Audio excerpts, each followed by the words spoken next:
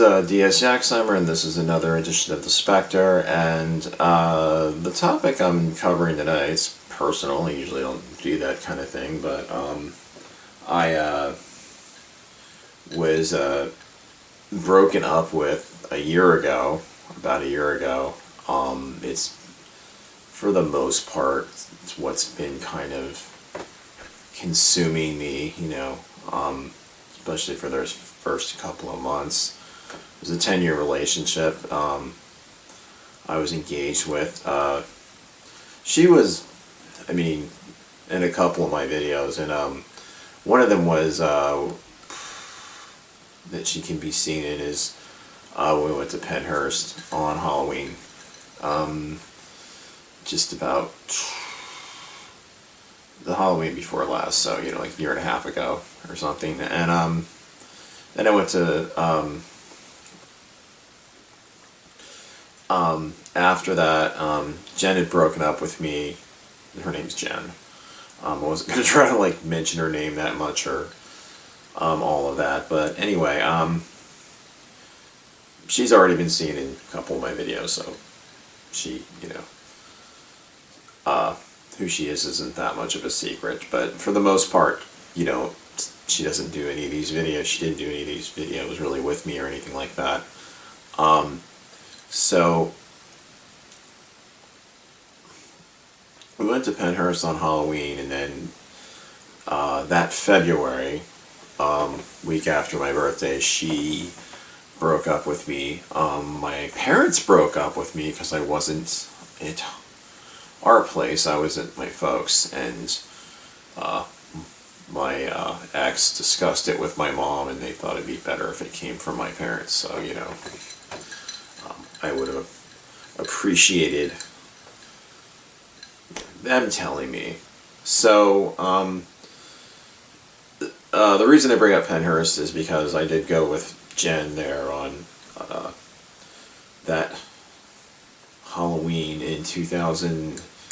It would have been 2018, and then in 2000 there was a paranormal con that was going to be there, and we were thinking about going. So after she let me go abruptly, and I had to abruptly quit my job where we were, because it was basically Jen's apartment,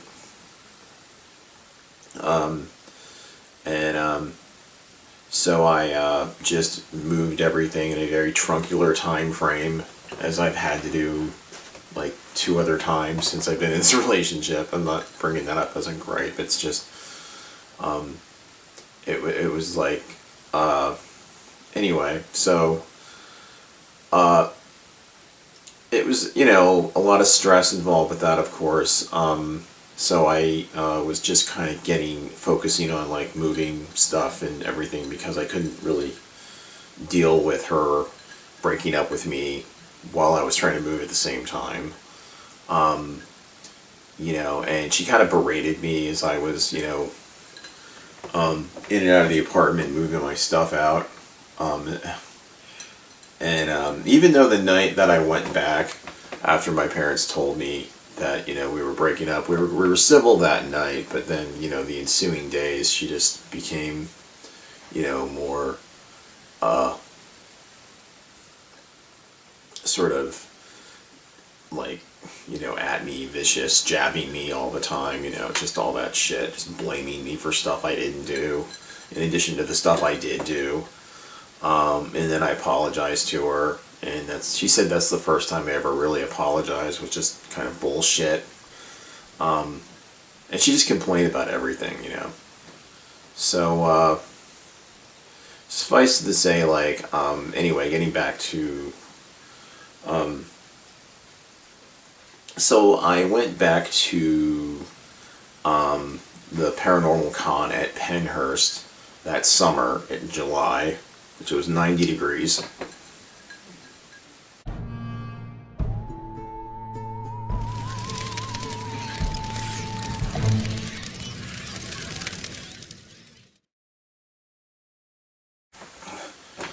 So I went up there to basically, like, kind of get closure. Like, it was some way to, like, okay, I can come up here, but I don't have to let this affect me.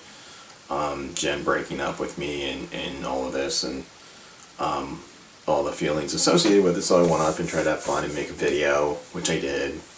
And one of my few outdoor videos that I do of abandoned places and so forth. Met some cool celebrities. I met Katrina, I think Katrina Weedman from, she has that show with Jack Black and called Portals to Hell. So yeah, I think it's Katrina Weedman or Katarina Weedman. I get them mixed up sometimes, but anyway, very nice gal. So met her, got her autograph because, you know, why else are you there? And I explored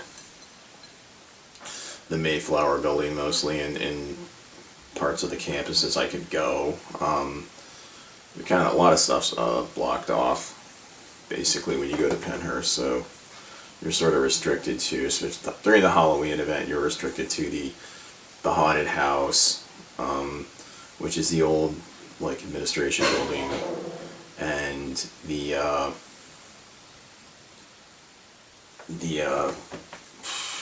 some of the other ones you can go into, like, I think Philadelphia, but mostly it's Mayflower. That's supposed to be the most haunted one. And I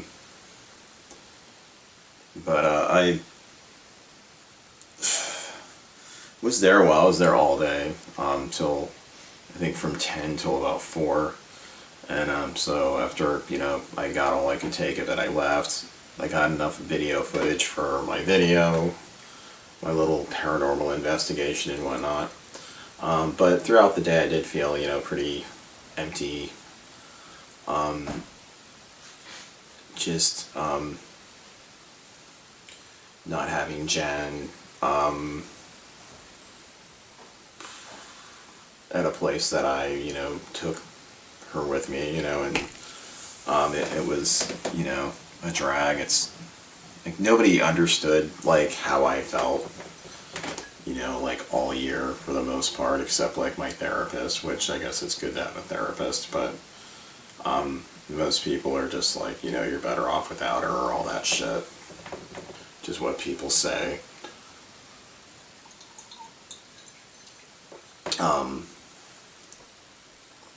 But, you know, I'll feel how I want to feel about it.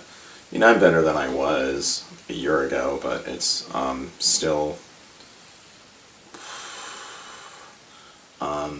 it's like this whole 10 years, and it's, you know, you remember it in this very non-linear way, at least I do, and it's just, you know, different snippets, clips, things that pop through my head, both good and bad, and, you know, I'm not sure, like, you know, what I would say, what I've really learned from it, other than,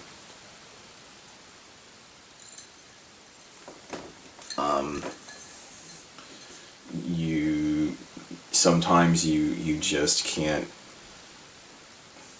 no matter what you do, you really can't please somebody or, like, satisfy them.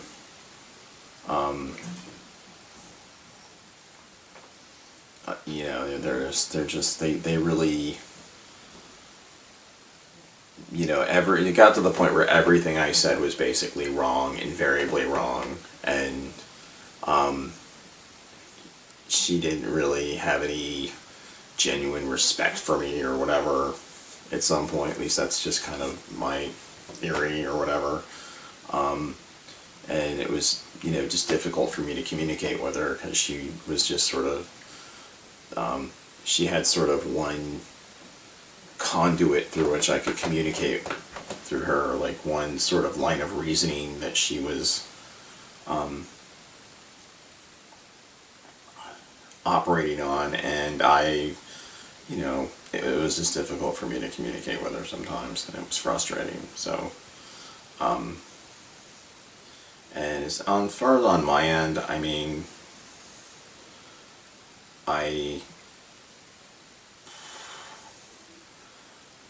I don't I didn't adjust well to when we moved.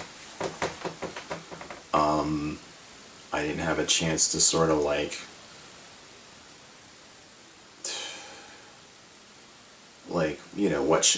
what do I want to do? What should I do? I was more like keeping in mind with like what she wanted to do. And instead, I took a job that was very miserable for me, and then that sort of chipped away at it, and eventually things just kind of it kind of worked itself out, more or less. It's not that I don't. I mean, I'll always miss Jen, and I love her. She's a great person. I think she's remarkable. It's just really hard for me to go back there and talk about her. So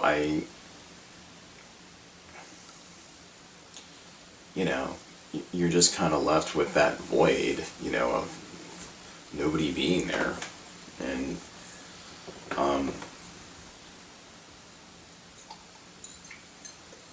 and you realize it's like, I mean, it's.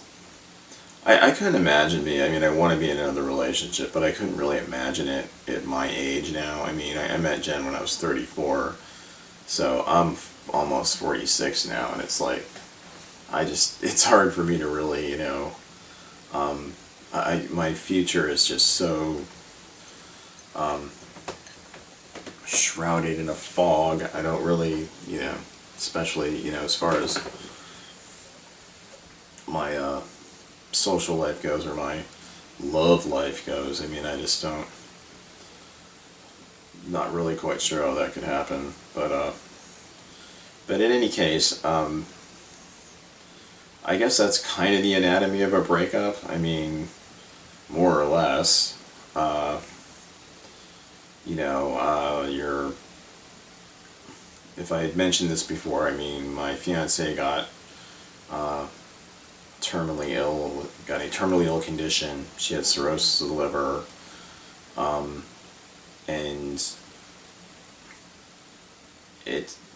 I was under a great deal of stress dealing with this. I was afraid of losing her, and it wasn't something I'd really ever been confronted with,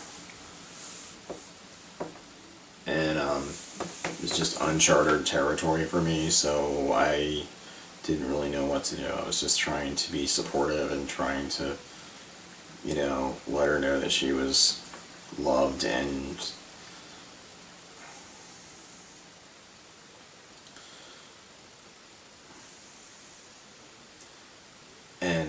it just kept no matter what I did, it just sort of didn't seem to matter. It just seemed useless. You know what I mean? When you're faced with that kind of crisis, because organ transplants are just serious business, obviously, and I just the minute I hear liver transplant, I'm like fucking doomed.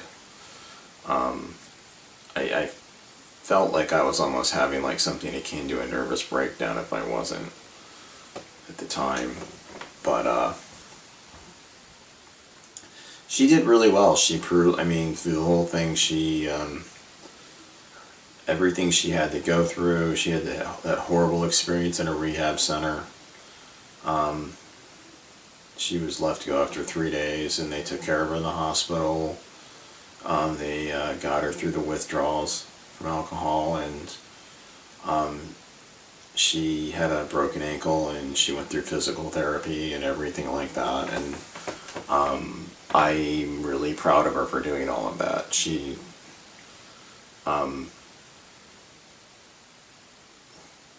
what she did was climbing Mount Everest and back. I mean, she just it was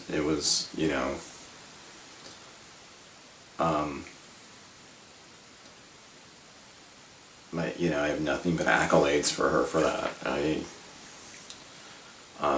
But I think I just,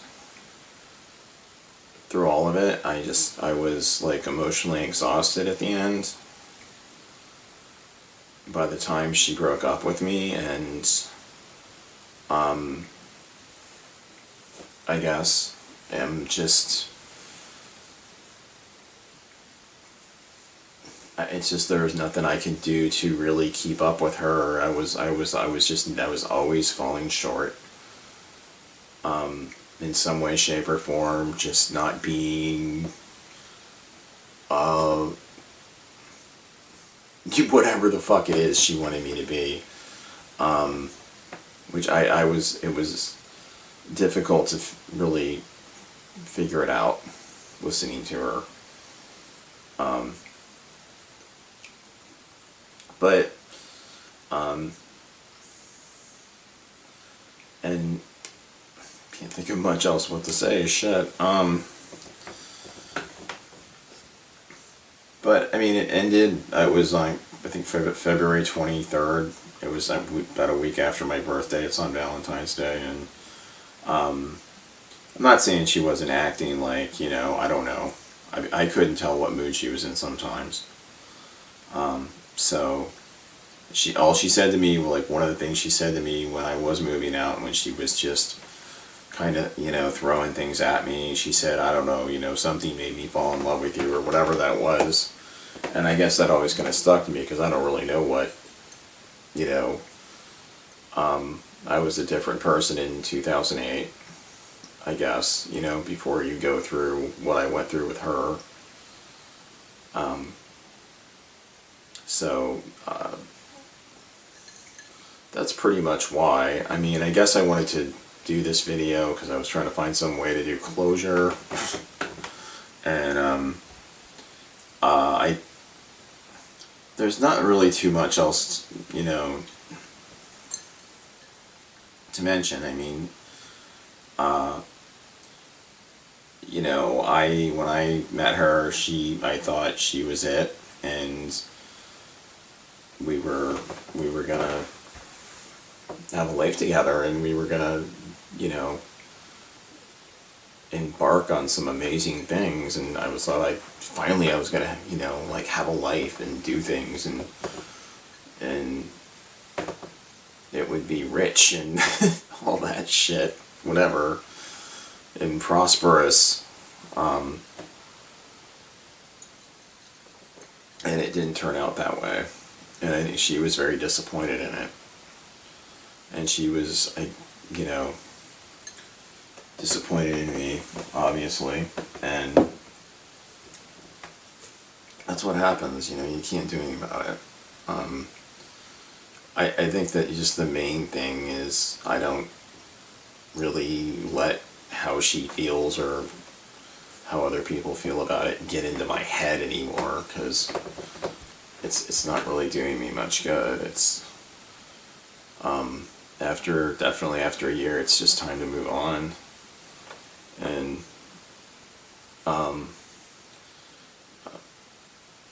let her, find her way, whatever, journey she's on, or whatever that is. It's, I've tried to just be as fair as I could be here as far as talking about this. I mean, she'll never probably watch this stuff, or, like, unlikely anybody else would. And I'm not saying this is going to help anybody. It's just somewhat of a personal story. I'm not really telling the entire, 10-year tale of everything that happened. It's just a matter of,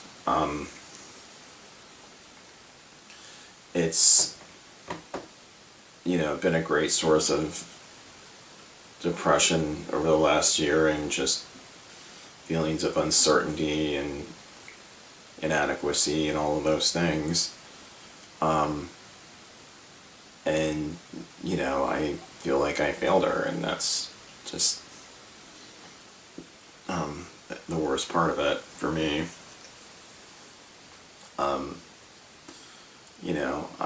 I don't know if, I want to talk to her or anything like that. and just, you know, kind of at least get us on good partying terms rather than what happened a year ago. I guess there's no such thing as that, usually anyway. But that's really, I guess, for the most part, all I could say about the whole matter. I'm just at the point where I'm not gonna let this really affect my day anymore, as it has, and I hope it's really not affecting hers. I hope she's okay.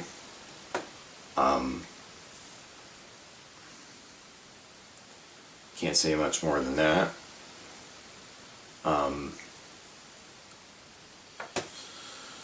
So it's just one of those things. I mean, you can, you know, love somebody and care about them, and they leave you, and you kind of, those sort of emotions kind of float in the air around you, you know, after the relationship, and eventually they kind of dissipate, you know. I think it's, you know, your brain kind of rewires itself, and to help you move on. I don't know, but anyway, here's a this has been another edition of the Spectre. My name's D.S. Yoxheimer. I have a little photog, little pic, to send us out here, and if you you know, like my videos, probably not based on this one, please subscribe and ring the notification bell so you can be notified when new videos are dropped, and hopefully they'll be much more upbeat and funny or interesting, perhaps, than this one. This was a little blah blah, I know. But anyway, but perhaps a little necessary, at least. Therapeutic. Cathartic. Alright, see you next time.